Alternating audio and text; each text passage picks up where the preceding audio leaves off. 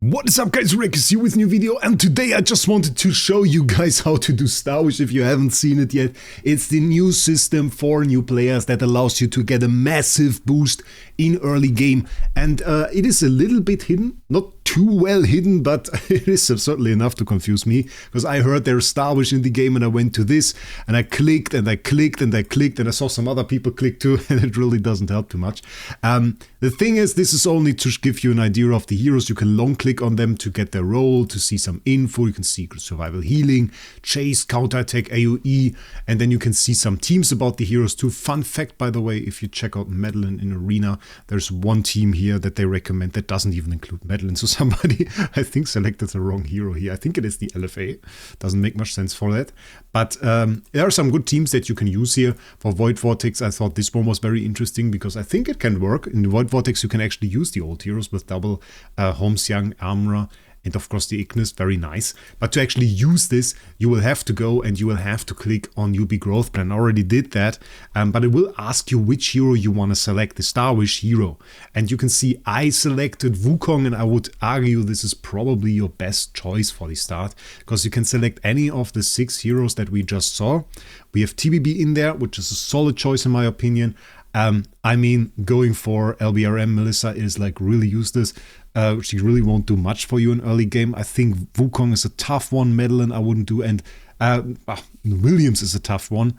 Then you have Madeline, which is okayish. IHP is too tough, and Wukong is really full CC that you get plus damage. It's like the full pack that you have. So, and he's also still kind of tough to build in the early game, because one thing that you definitely will lack when you try to build a Wukong is of course the light material, because to build him you need light heroes, and those aren't really too common.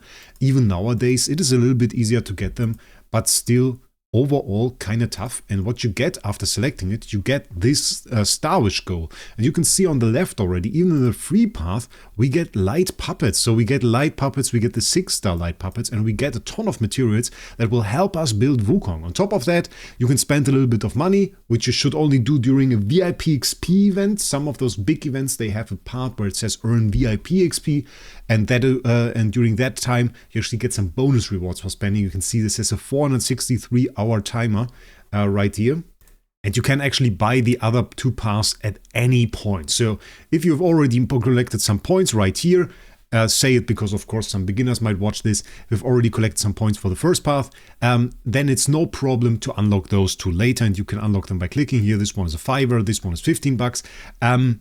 This one really only includes some materials and some extra light heroes. If you need those, I think it's fine. It's €5. It's not the biggest value, really, but it's okay-ish. The second path is more interesting because it includes multiple copies of Wukong, which will be kind of hard to come by, and you can pretty easily obtain them right here. Those you need for Awakenings, which will strengthen your hero, and in the end you get a pretty valuable item. This is Awakening Resonance Crystal B. B is a fairly high tier for a hero and will give you way higher stats on that hero. And you could also sell this copy on the auction house, get some money back if you wanted to, if you had a higher copy later. So this is definitely a very interesting item and a very high value item. As you see, you should only use it on very select heroes, as those are very rare. So maybe if you are unsure, ask in one of the forums on Discord or something for idle heroes, and they can give you some guidance on it. Wukong is a great choice though. If you want to use your B core on that, that will never be a wrong choice after all. So collecting some points, you can do this by daily quest right here. And the other one that is probably pretty likely is that you will consume gems. You need 3,000 points overall. You can also gain VIP XP, so if you buy those 2, this will also give you some progress. Or use Starry Gem items. You need, well, if you have all the points here, all 2,000 points, and then you spend 10,000 gems, you are actually done. And you can easily get some gems by fulfilling those goals. You can see any hero reaches level 140. That is fairly easy to achieve. You will need to upgrade your hero a little bit, but if you do that, then you can see you get 2,000, 2,000, 2,000, 2,000, 2,000, which is enough to actually already complete all of this. So if you wanted to do that, that is a very easy choice. You get a ton of materials over here. The total that you get looks like this. I already claimed that 200 heroic summoning scrolls that you want to save for the appropriate event. You don't want to use those immediately. Save those, put those to the side until you get a heroic scrolls event where you actually can get some extra loot out of this. Then we have some sigil pages.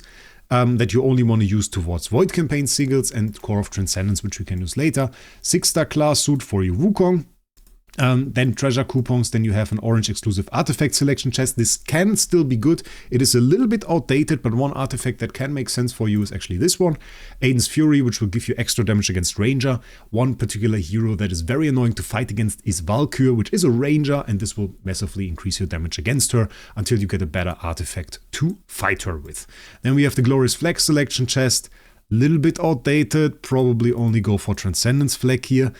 Some space gems that you can use immediately, soul symbols that you should save for the moment, same for Prophet Orbs. There's also have an event associated with it, and then you have an energy artifact magic source, which works really well combined with your Wukong for the start until you get a better artifact, and of course the 10,000 diamonds that you shouldn't spend for something useless, but are there for spending, so it's not overall bad if you go for this. So then, of course, there is this ultimate Starwish. I would wait a little bit. It is also something that you need to do because you have to complete the newbie growth plan, which does take some time, and you have to complete Starwish growth. Starwish growth is actually not growth content, and after Starwish Goal ends. So Starwish Goal ends, then we have Starwish growth, so you have to complete all of that basically, which isn't, well, it takes a little bit. It's Tree of Origin level 120, so that takes a while, I guess. Not super long. It's okay. And this is a timer, of course, that's the end. And then you have to complete the newbie growth plan as well, which does take a little bit longer as campaigns. The full campaign clear is the clear for Realms Gate, and some of those tasks, well, dealing 2,000 damage to bosses in Guild Altar, they can't really be rushed. So you have to do those whenever they pop up. So you have to then forge the pieces. All of those with the star, you have to can't complete in advance. You have to complete them once you are at the respective level. So that is something to keep in mind. Most of the packs that you unlock by doing those are pretty bad, especially the ones for money usually don't give you the value that you are looking for. Those are catered towards new players that want to unlock every hero quickly, but they don't provide you with appropriate value. Let's take this pack, for example. If you just spend on an event that appears multiple times through a month, and you can check out the Alios discussion Discord, which has great event analysis, you can often get way more loot for 80 euro than you would get right here. This is just, well, kind of a bait they throw out for new players that say, oh, there's a 10-star, I need a 10-star. Oh, I need the gear and everything. So those packs don't really work.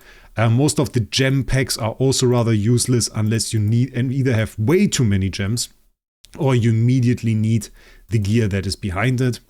I wouldn't necessarily go for it. I bought some of those, not because they're good, but because I have basically infinite gems at my point. So for you, probably most of those are a skip. Starwish Goal, however, and I want to give some advertisement, no, advice on that as well. There are some good ones here. It depends a little bit on which hero you want to use. We do get the skin for Wukong here, which is a festival limited skin, so they are only available through select chests that are rather rare, or through the respective festival, which is the Spring Festival, and will be a nice boost to your Wukong, especially in early game, because you unlock some extra skin boosts from that as well. Damage reduction is very nice. We get a very good artifact here, the Melodic Strings. This one can be upgraded and has a deific version. My god, words! That you will later need for basically all PvE content. So this is one of the best artifacts in the game. So definitely not a bad choice to pick this. You get a B+ core on top of that, which is soulbound, so you can't sell it on the auction house. But this has a 1 in 20 chance to give you an A- here, which is very important because this gives you a stat called Giant Killer. If you want to unlock, well, basically Giant Killer earlier, you can also, of course, go to SG Hub, link is down in the description, get yourself some Starry Gems from there, and go to the auction house. Keep in mind, you will receive a currency called Pink Starry, and Pink Starry you first have to convert to real Starry to use it in the auction house, and for that you need your conversion rate to be up, and especially in the early game this can be very low, so don't check this out maybe in advance. You may see a conversion rate as low as something like 3 or 10 or something, and at that point the only thing that helps you is improving your account, improving your heroes, completing some quests, doing the game a little bit, and just getting your account to a little bit of a stronger level, and then you will see that your conversion rate will go up, and at that point it becomes worthwhile to actually check out SG Hub and get yourself some Starry Gems there. So keep that in mind as well. I personally would definitely go for this Wukong. getting the skin very easily, getting some nice artifacts there. We have the B+ core. TBB is a decent choice as well. I don't hate that. For more experienced players later on, if you want some scissors, here's an option for that. The rest of those are rather mid, if I'm honest. So probably Wukong or TBB will be your choices, with Wukong the preferred one. So today, well, some more early game tips. I usually do more end game content on my channel, but if you care to check this out as well as a new player, definitely subscribe to the channel. Hit that subscribe button, hit the like button, and with that, I wish you a great day. We'll see us in the next one.